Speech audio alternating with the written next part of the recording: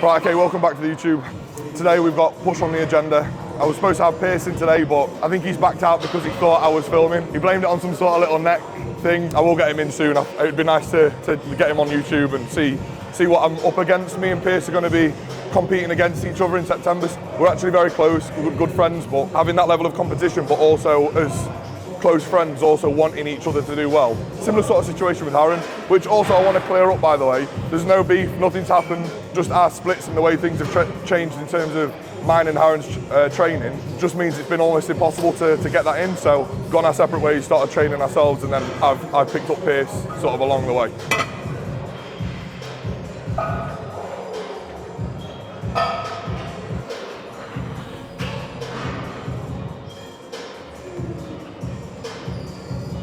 Obviously I've gone solo with the coaching. I think this is the right decision for me. I think there's a few things that didn't align, and I needed to just sort of branch out and make a name for myself. And like I said, there were certain things about how I coach and how I want to run my coaching that didn't align with the team that I was with at the time. So yeah, this will be the best thing for me, I believe.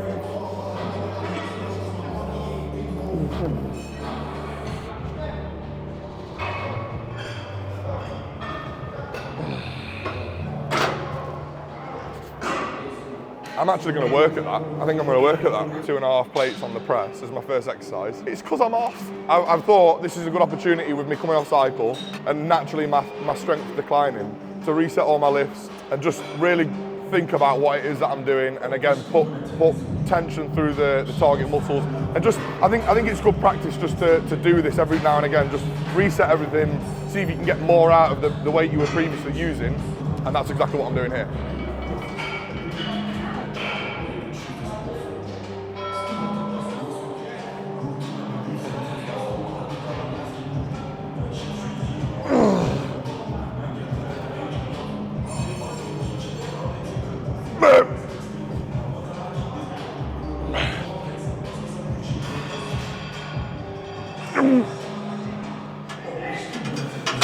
Oh, you slag. Oh.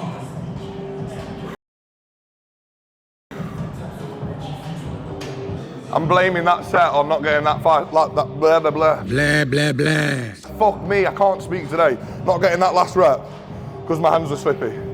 So I'm gonna get a bit of chalk.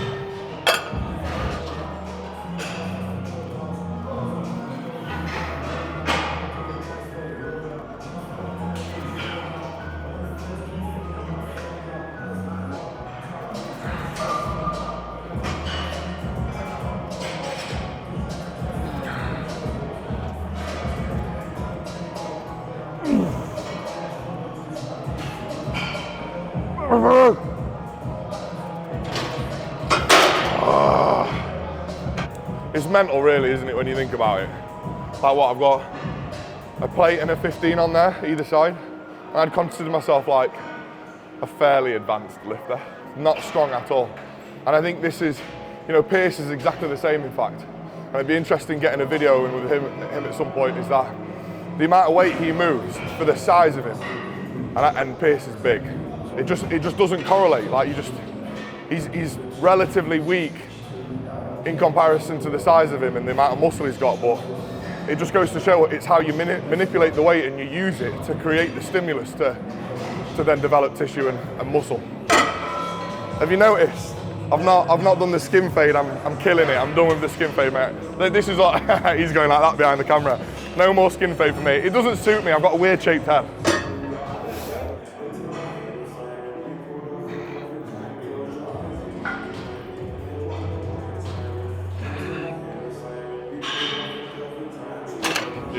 Off the back of obviously the coaching thing, I thought it might be worthwhile just talking a little bit about it and what I believe coaching is.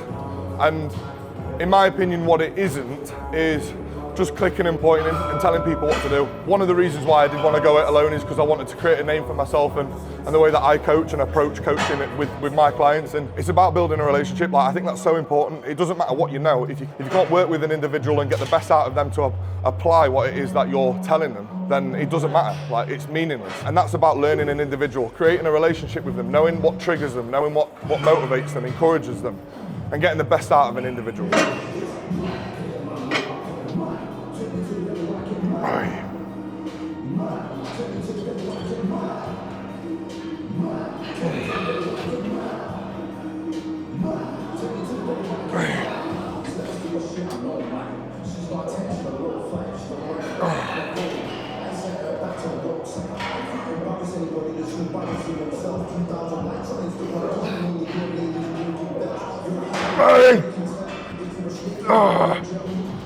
This is why I've got Aaron as my videographer, because he basically tells me what to talk about, the eccentric or the negative on that last rep.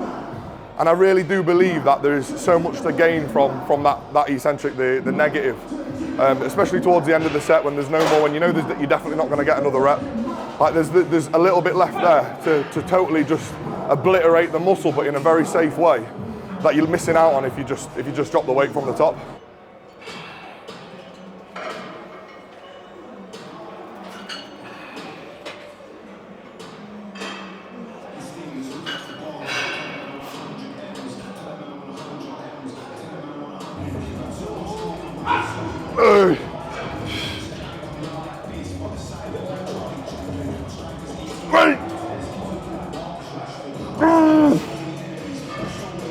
No! Fucking hell.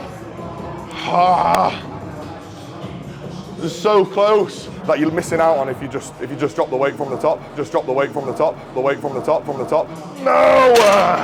I've actually got the prime pec deck now. Well, it's programmed in as the prime pec deck, but I just can't get on with pec decks at all. I don't know whether it's my anatomy, whether I know I'm not doing it wrong before someone goes, hey, you're doing it wrong. Like, I've done the D-handles, I've changed my position, I've worked with people that are very educated and you know, PTs, Harron, Kuba, Mark, Nathan, like I know all of these guys, I've watched them do it, I've tried to emulate and copy that. It just does not feel right, doesn't feel right on my shoulders, doesn't feel great on my chest.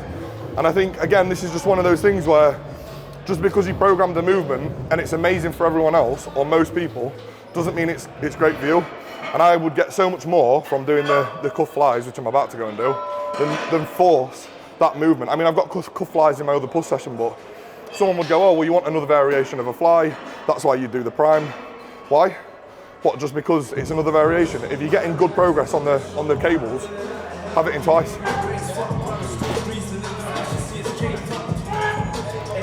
So just to elaborate on what I just said then about the cable flies, and obviously changing it around if it doesn't work for you, this is where it becomes quite important to let your coach know that this isn't working.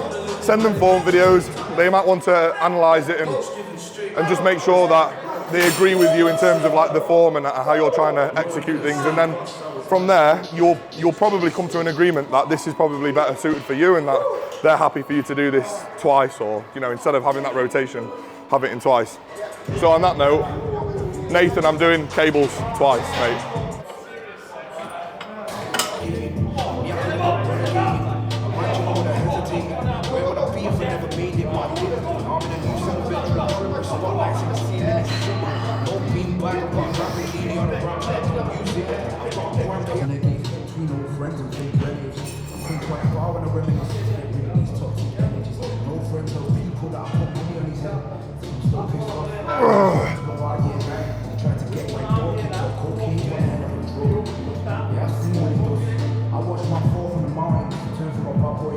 Hey.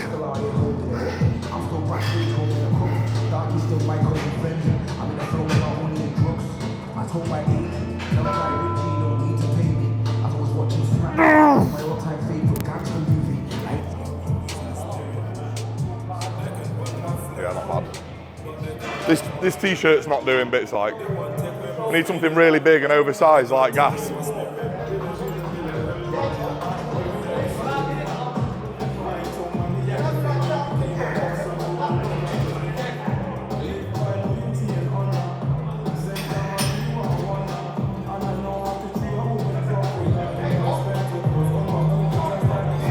Whoa.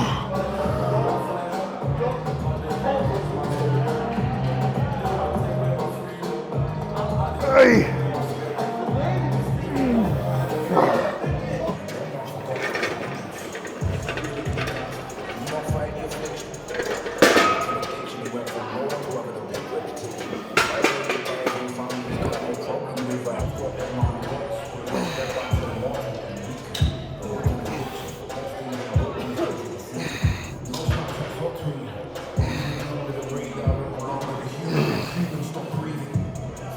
Hey.